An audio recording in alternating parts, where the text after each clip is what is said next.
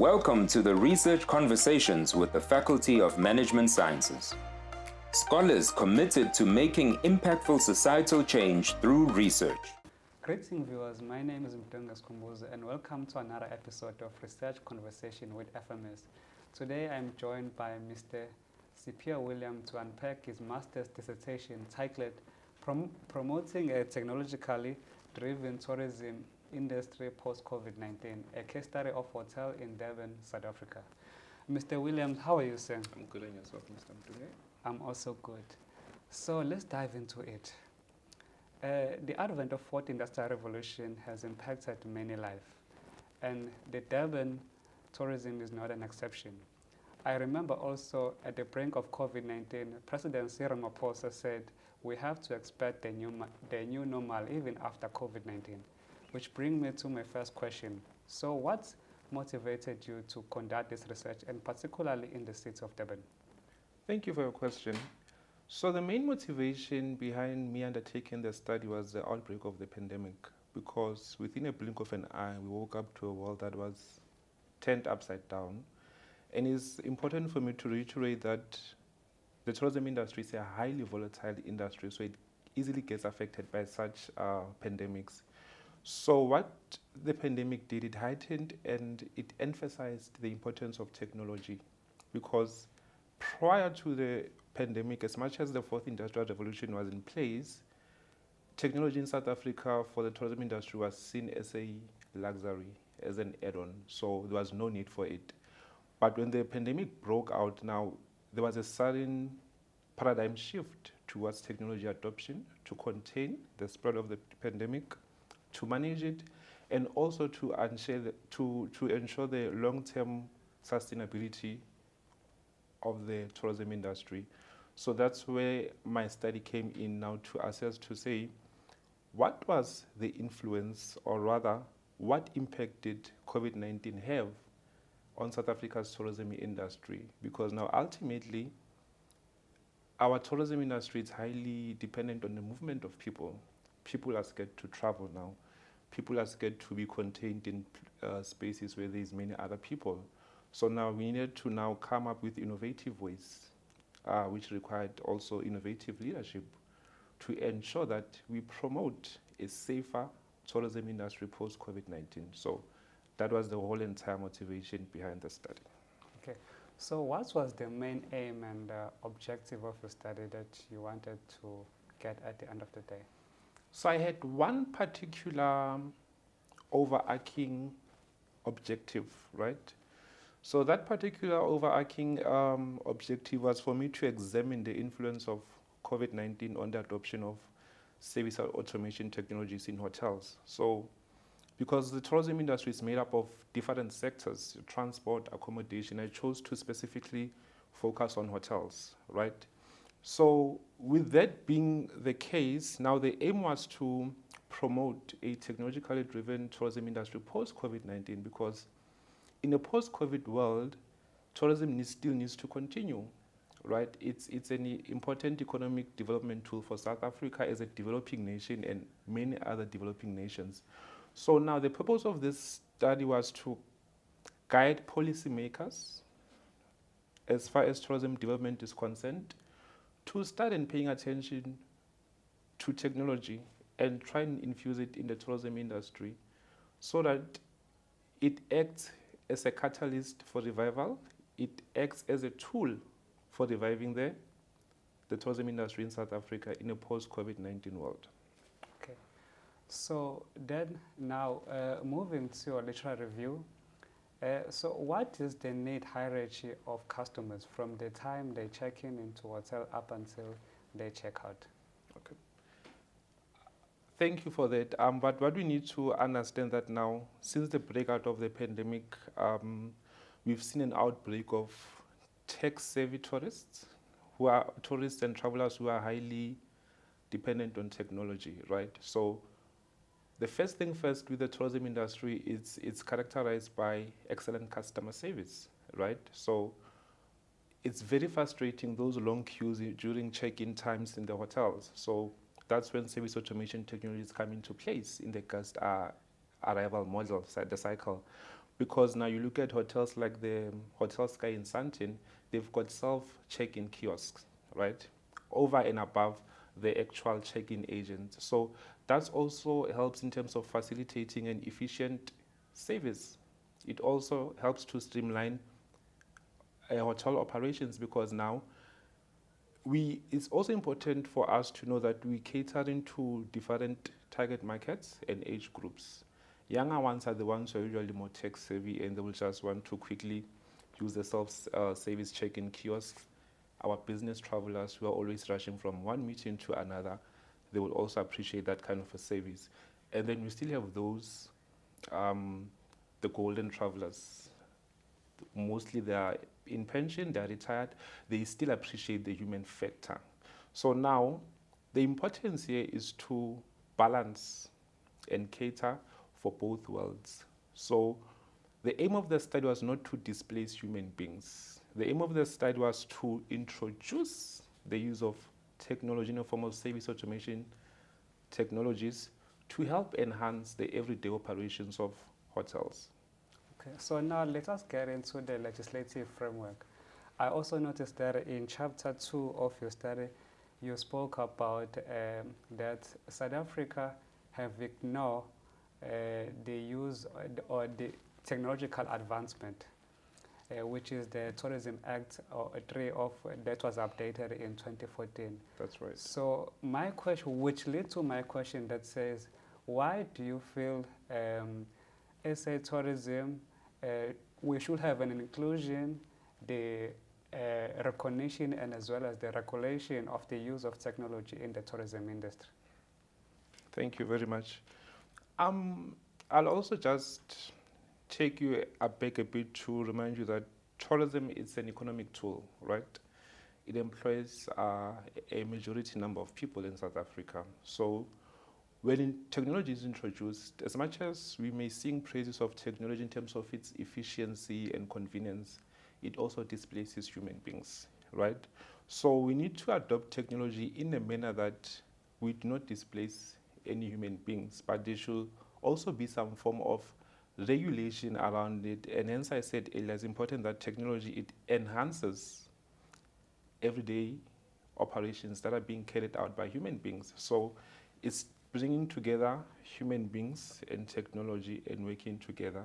And also legislation comes in a form of that. Remember, in South Africa, we are short-skilled.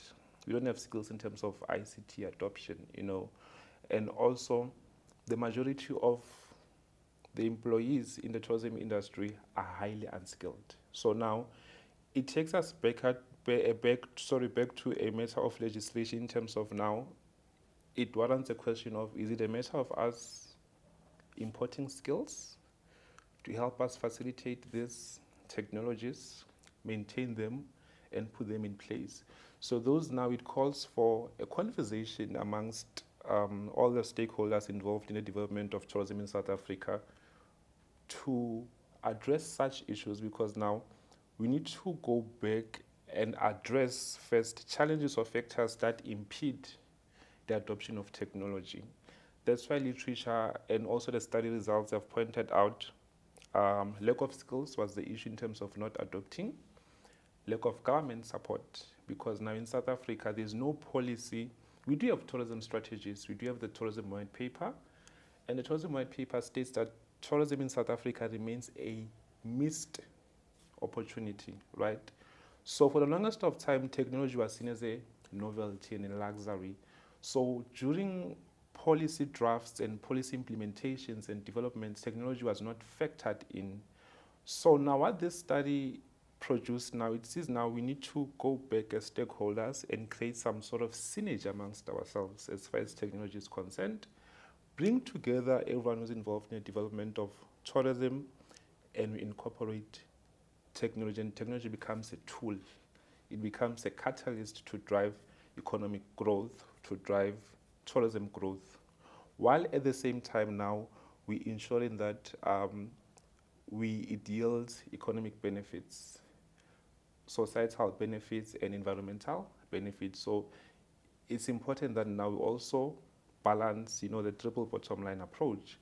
and also we align ourselves with the SDGs, because my study is closely linked to SDG number 9, which speaks to industry innovation. So also the study now, it also touches on that to say now the industry needs to be innovative, and the only way to do that is bringing in technology into the whole basket of tourism development. The Sky Hotel in Sandton has become a pioneer and a first hotel in the African continent to have the robotic staff called Lexi, Mika, and Ariel. That's right. I noted those names. So my question is, do South Africa have the workers' rights for the robotic staff, or is there any country in the world, to phrase it differently, that have the workers' rights for the robotic staff? Not at the moment, because remember, at the end of the day, those robotics are not human beings. That's why they call robots. So now, it's imperative that stakeholders in the tourism industry, they protect the workers' rights. That's why we've got the Labour Relations Act and many other acts that govern that. So that's why I emphasize that the introduction of such robots is not to displace human beings, right? It's a matter of competitiveness. COVID-19 came, right? It showed us the importance of technology. It's a matter of being innovative. It's a matter of enhancing services now, because remember, we attract tourists and travelers from around the world, your first-class countries, your UK, for instance. And those people are usually exposed to advanced technologies. So usually the norm is when they travel, they expect some sort of novelty in terms of tourism services and technology use. So now that's where now the use of robots come in, because if you've been there, the hotel basically, the robot is static, it's just standing there, right? So you greet it, it greets you back. So we can't treat them as human beings because they're not. Yeah. And hence I also emphasized earlier the importance of the different target markets. The older generation will not want to be involved with applications, self-service kiosks, because it's daunting for them, it's a lot. But the younger generation, it excites them, the business travelers, because now we're seeking for convenience, we're seeking for efficiency. So it requires quite a balance. We're not displacing human beings, we just want to enhance their service abilities.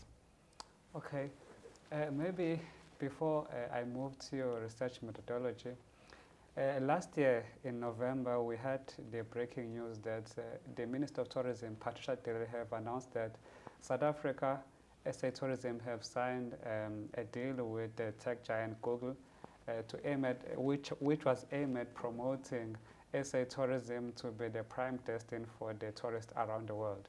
So my question is, how do the hotel, especially in Durban, have adopted the service automation technologies? Well, according to the study results, not many of them did, because now remember, one of the challenges with the adoption of service automation technologies is there's no particular method, or there's no guidelines in terms of how do you go on adopting, right? And these hotels, most of them are heritage hotels, right? So it was easy for Hotel Sky in Sandton to incorporate technology because it's a newly built hotel. So technology was incorporated at the planning stage, right? So now, which also poses a challenge in our existing hotels to say now, how do we go on about it in terms of doing that? And we're not yet there. We're slowly getting there.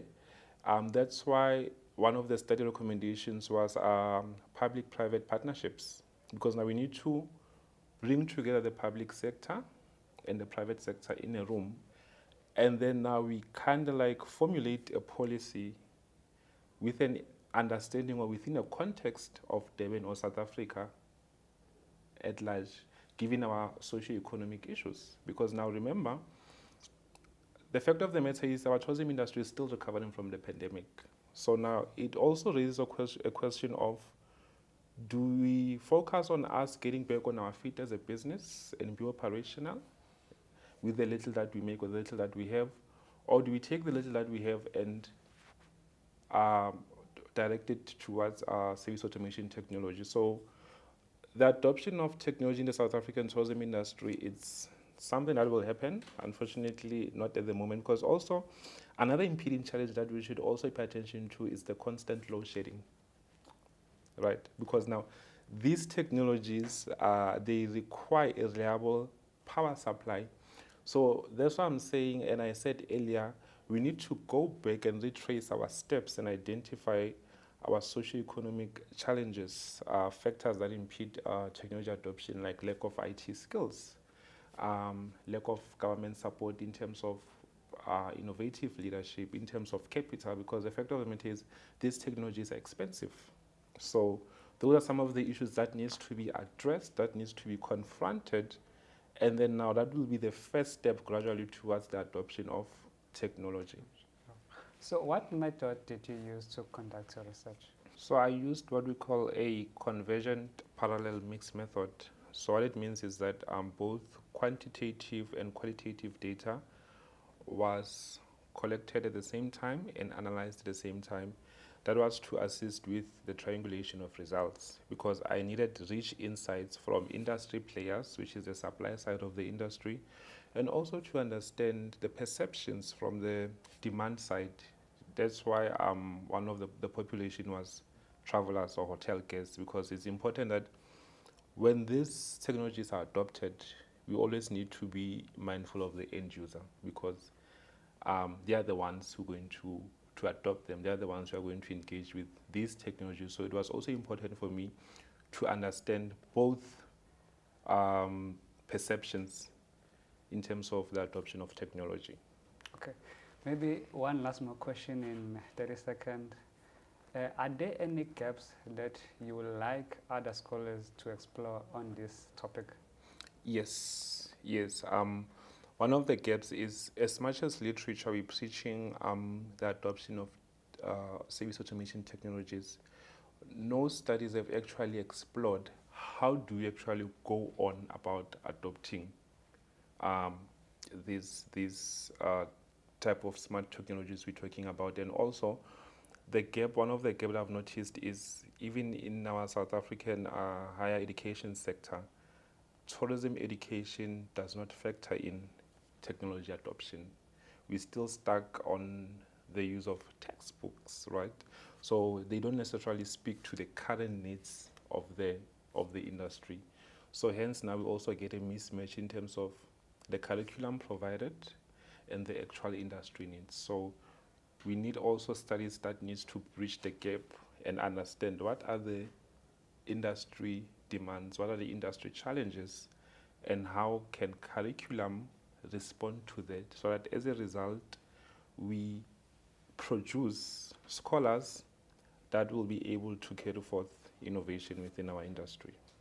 Well, Mr. William, thank you very much for your time. Thank you so much for having me. Well, and that was Mr. Siphiwe William unpacking his master's dissertation. To the relevant stakeholders, I'm saying let's keep the conversation forward. And for me, thank you very much for watching. Let's meet again next time in the next episode. I thank you.